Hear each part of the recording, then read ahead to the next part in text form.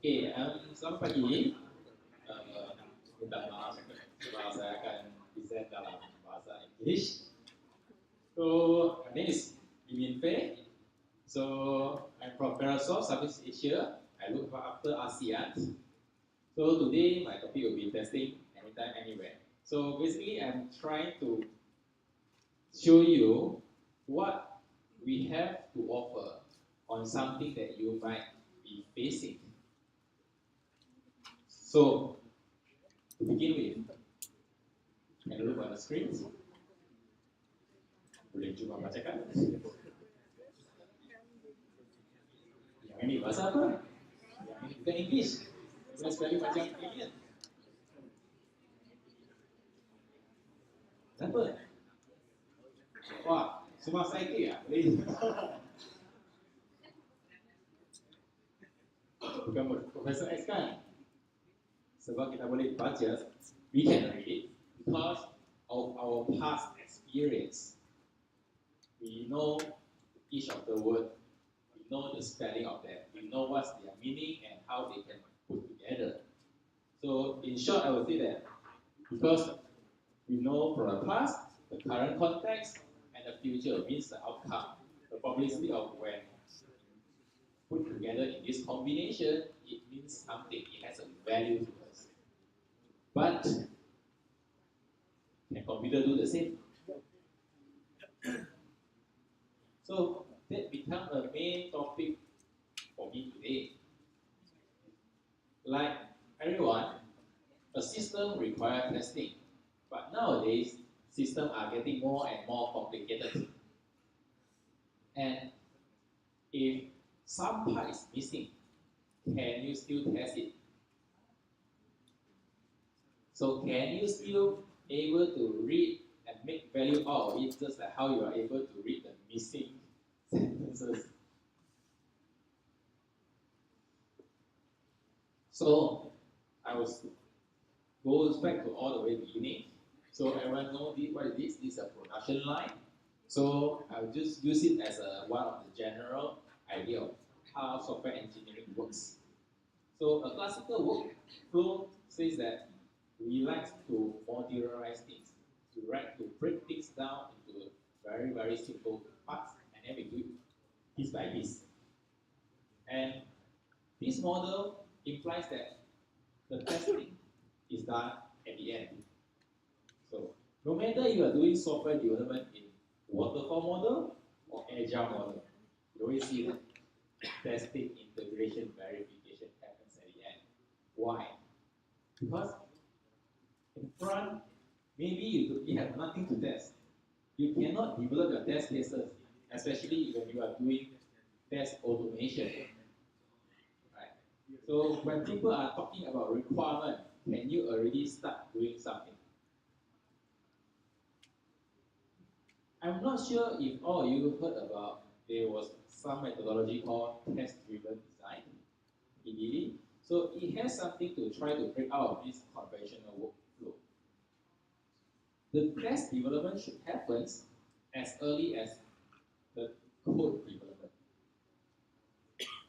By using this way, you can actually solve some problem, for example, not enough time. I'm sure if you rank the problem faced by the tester, not enough time will be the number one. Because you are always the last guy. The programmer maybe already used up too many. They already delayed the project by 2 weeks. Means you have less than 2 weeks less to do the testing. Your scope doesn't decrease because you have less time. So that is the classical problem. You cannot test early because your system has many parts and they depend on each other. You cannot test the UI because the back end is not yet ready, right? Or maybe the version 1 and version 2, the database is different, the structures are different. So the test that you have invested in the first phase has no meaning at the end because it's not usable at all. So we must understand that software engineering compared to the other discipline, for example, civil engineering, we are relatively young. That's why things are constantly evolving. We're having new ideas coming out day to day. But ultimately, what we're trying to do is to make our life easier. So this is my observation. So I have been in this industry for more than 10 years. I started as a developer, and I'm still actually developing, but I don't really, it's not my day job. So I deliver for my own hobby, but my role is to promote testing automation tools or testing solutions. So system failure is not happen over the time. It doesn't come one day suddenly the system doesn't work. It's because of some minor thing that get accumulated. Maybe people were doing some changes here, the system starting to get a bit unstable, but still above your threshold, you're still able to accept it, it becomes slower and slower. Then until one day the accumulation reach above your threshold, and then the user will complain. So my idea is SDLC, System Development Life Cycle, is a process of accumulation. So, but if you do it correctly, it will accumulate values to develop new features. If you don't do it correctly, it will accumulate bugs. That's simple. And to be frank, I never seen any system without problems. So if you want to say that a system has problem or not, I don't think that one is a good topic. But we should focus on when can the problem be found. If the problem is found internally, of course, it will be better for us because the end user don't suffer, they don't complain. They are happy, you get the money. Right? But how can you do that? Everyone knows that we are trying to push shift left approach, which means that left on the time chart. This chart is very, very popular. Everyone probably show it here and there to show that you see if you test it as early, you found problem as early, the cost to fix it is cheaper. But then, how can we repeat the test early when the system is not complete? Right? And how do you do testing if your system, let's say, dependent on third-party subsystem that is not that available? I'm not sure which industry you guys are from, but in certain industry, you don't really have the luxury of able to test all the time. For example, if you work in banking industry, do you think that you can, oh, I make a new code changes right now. Can I test it right over? No, you can't. Because you have to schedule for the resources. You need to have a lead time of 3 months because the queue is so long. And you might say that, hey, why can't we have a QA instance or maybe a developer instance? Yeah, that is if your system is built upon a platform that allows you to replicate easily. There is no licensing cost needed. If you are from the manufacturing industry, ERP, or use SAP, yeah, try asking your boss. We need a separate test instance. He will tell you how much it costs. So, but that doesn't mean that you can't test.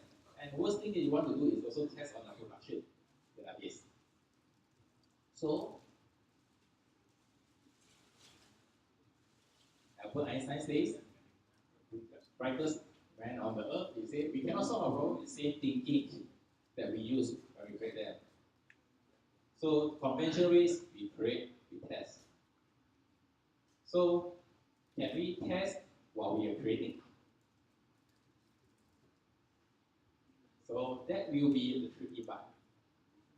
You all know that before you create, which means writing the code, you start from the project or system specification. And your test will be developed based on that. So what I bring to you today is we call it service virtualizations.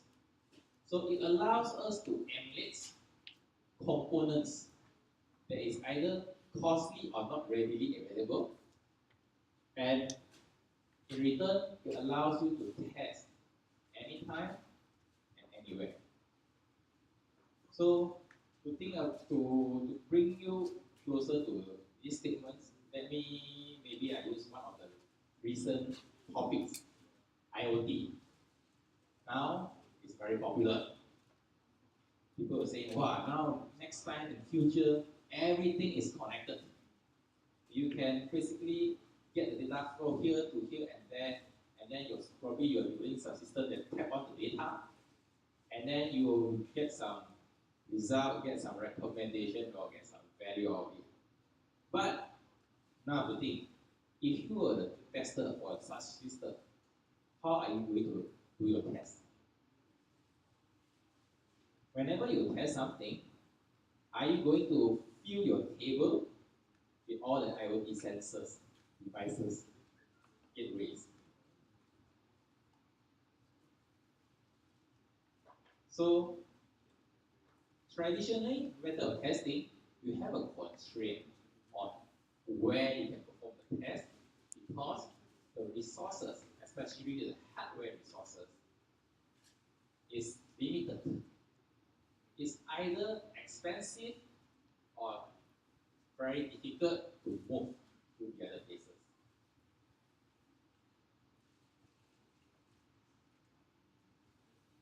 So, based on our statistic, our company, we say that more than 30% of the time of the tester, it was spent using preparing the environment. Preparing the environment means that actually this or install all the necessary tools, the services, and the databases. Because every time when you start to test, the test data is important. You are comparing your application behavior with a known state. Of course, you have to use a controlled data. Right? If you have a team of 10 testers, and if they share the same database while they are performing the testing, do you think that is a good idea? Most of the time, it might not.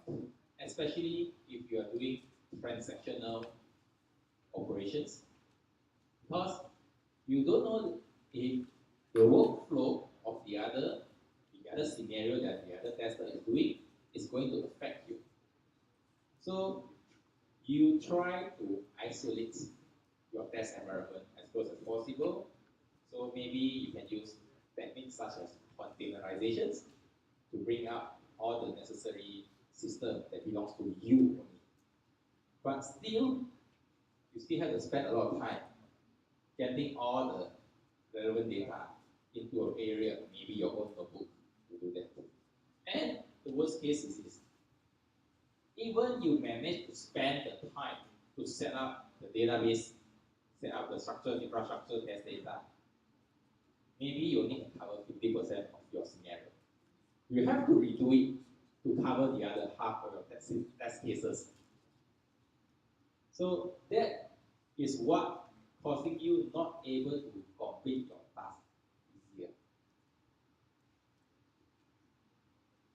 So as I mentioned earlier, many companies, they will require the tester to schedule before they can access to a common test environment on infrastructures.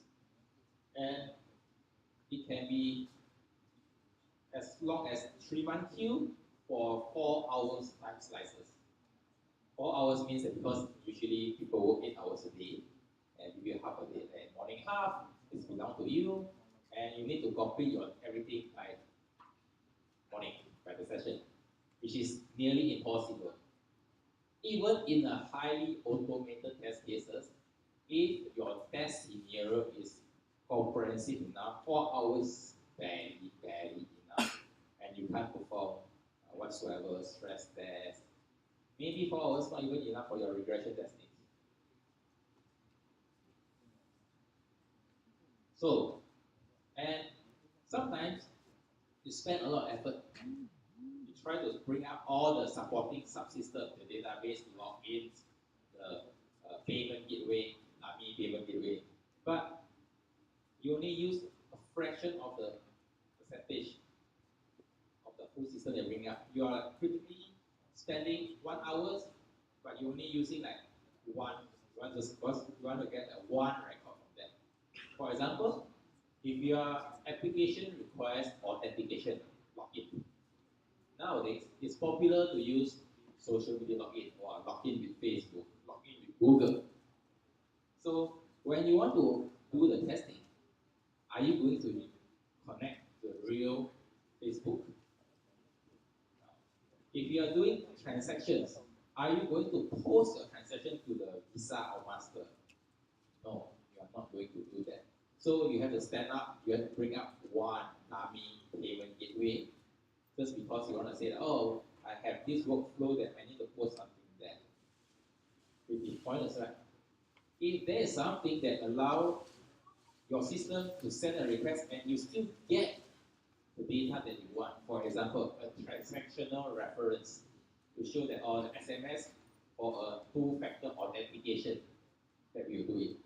You don't really need an SMS gateway to really send out real SMS and then pick up the random generated numbers and put in your database to verify it.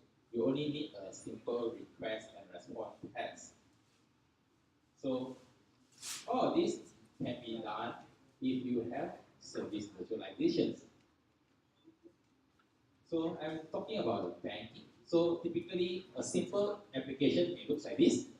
You have your core logic, your business, and you have third-party subsystems.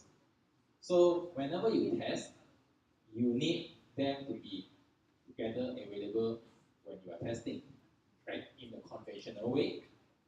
But if you are able to substitute them with virtualize, okay. So MS is one of the test automation from Parasoft as well, but you can easily use the other test automation that you're currently doing. It's just anything that you can trigger, send out, let's say, API calls, can be a SOAP, REST, or other protocols. So the third-party system on the top, for example, your CRM, you can actually substitute that with a virtualized. And now you feel that the whole system actually you can bring that in your notebook already. Because you just need a simple data from them. You don't really need to maintain the actual connections. And since testing is always about using a set of known data with a known workflow, you don't really need a real response.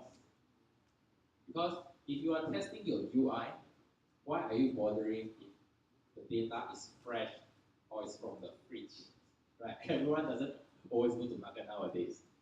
So as long as your test data is valid, as in the response that you give it 1 + 1, it must be equals to, that is okay. The data not necessary to be always fresh.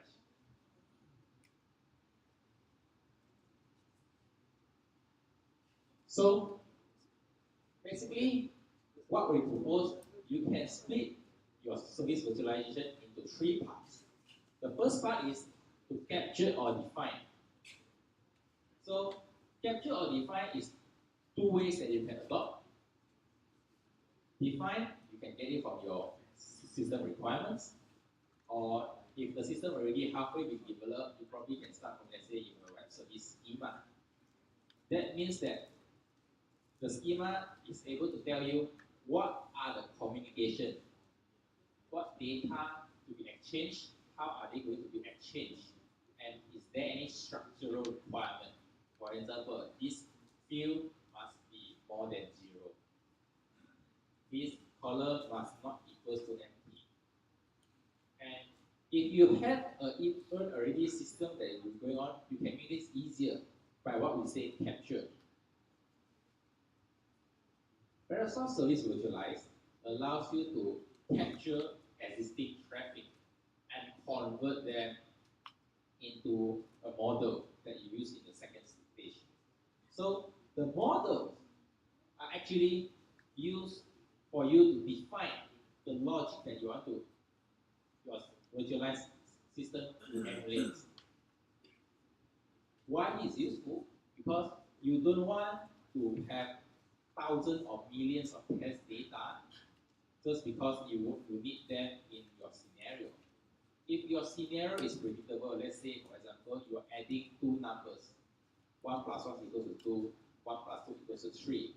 You are not going to prepare a list of test data that enumerates all the possibilities.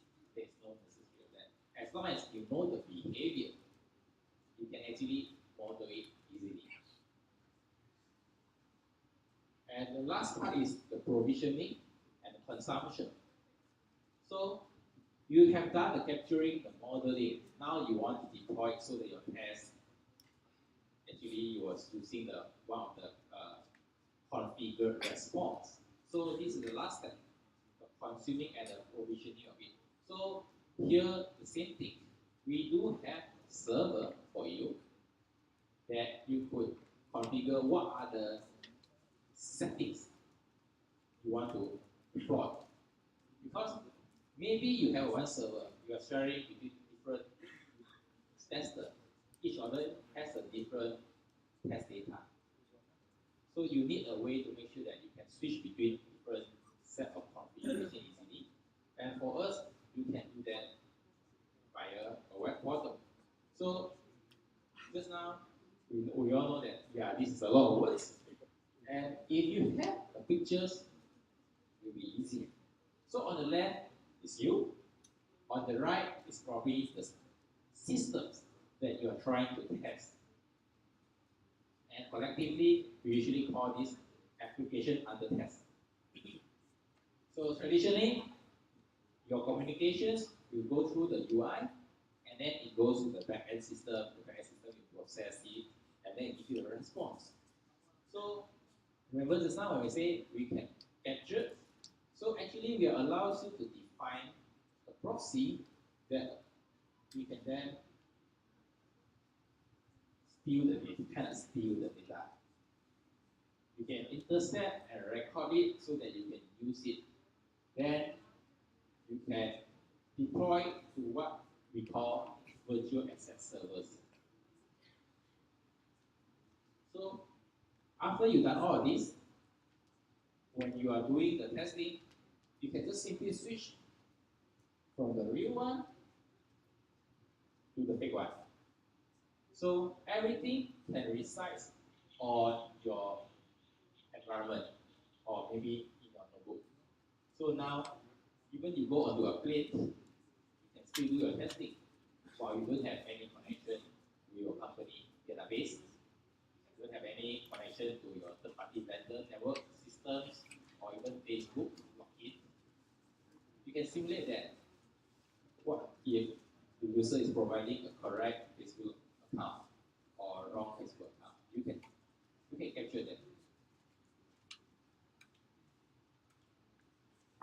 So what I'm showing you is actually we are emulating at the message level.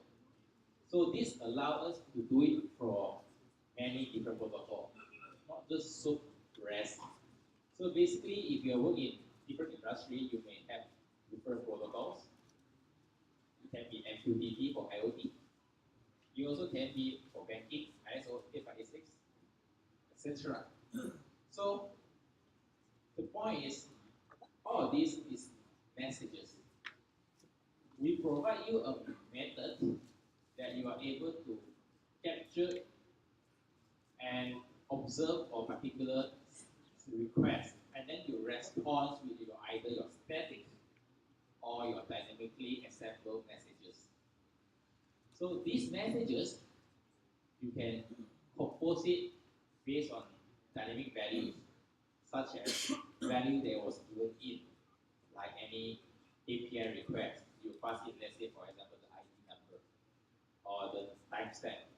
You can use part of it in your response. Then you feel like, wow, this response looks like real, but actually is pretty fake. And people may say, yeah, we've been doing this all the time. It's called stubbing or mock in unit testing. But you know nowadays, in the microservices era, how many mocks or stubs that you want to prepare if your system uses them? There will be many dependency systems as the traditional way of doing it by code, because mocking usually involves code in your unit testing, is no longer sustainable. So what we are going toward the direction is, in future, those third-party service providers, they may even provide you with their own virtual assets that you can bring, that it will emulate their actual system behavior so that you can test without actually hitting their real system. Because, for example, if you are doing transaction, you are posting a credit card request, Visa is not going to open up their test server for you. Right? Although they do have test server, it's for their own one. They are not going to offer it for you to test. And you can't test their production server because they say, oh, we're going to charge you. Because this month you already hit our API for nearly 50,000 times. We're going to charge you this amount. So this is the traditional way, and that's why we found that it's not going anywhere else. It's not going to be sustainable. That's why we proposed these service visualizations many years ago. This is not something new. This is actually something that exists more than 5 years ago, actually. But in this part of the world, maybe we are not that exposed to this concept yet. So, in our directions, this is what we dream of. You have someone that provision, someone that models the expected systems, and then the QA will work using that. So they can, each of the QA can spawn their own instance of Dockers, but as long as the core logic that is modeled by our, let's say, our service visualize remains the same, they should get the same behavior. So today, there are many companies that actually uses our system, but probably they are more on a Western basis. Visa, I say, it uses our system. S&P is a rating company. It's a big, also top 500 also actually uses our company, and many other banks as well. Because their scale is big, and they have no way of doing the same thing using the traditional way anymore. So what we aim, we want to increase the software quality, but allowing more resources on the test. And we found that actually, yeah, people are really start testing. We just don't have enough resources, don't have the time. So how can we make the testing more efficient? So that's why we came out with the tools. And yep, Parasoft is actually doing very well in this area. We are one of the pioneers, according to the Forrester Wave reports. Look at it, we are more on the upper right quadrants. And if no matter how I introduce, if it's going to cost money, pretty much the adoption rate will be low, right? So, although we are available as a commercial offering in both Azure and AWS, it's actually a community version that you can download and try for free. But caveat is, you have to use your corporate email during the registration. If you use any Gmail or Yahoo or MSN or Hotmail, I think they will kind of low priority.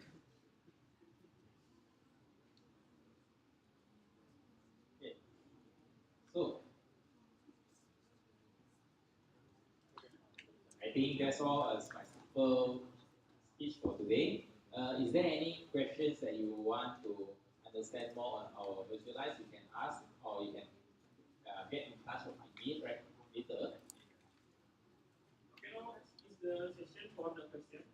Maybe yes. Any question for UK? No question? Okay. Okay.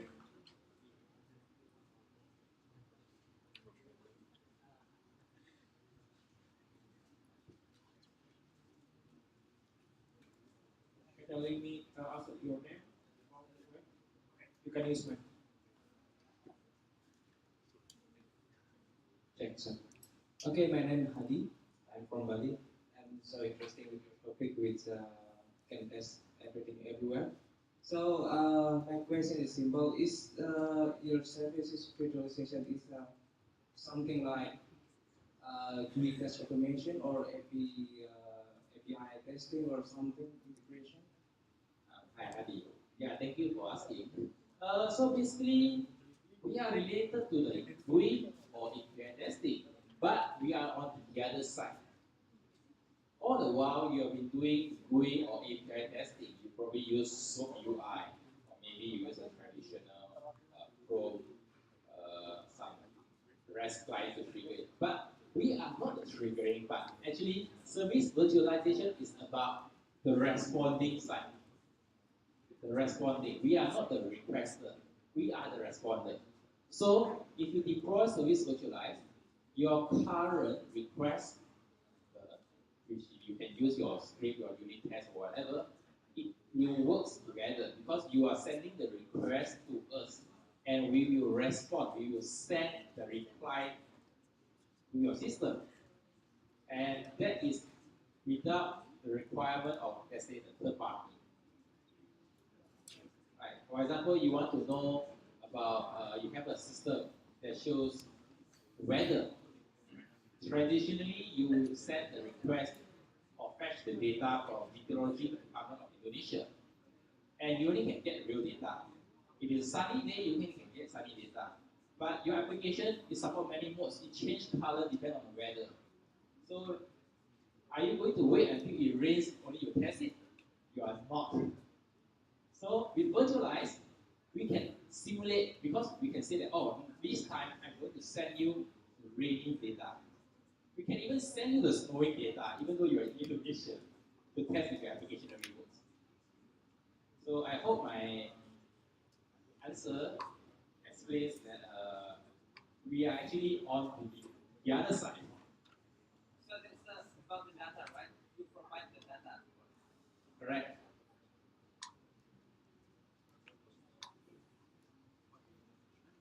for you. Okay. Okay, guys. This is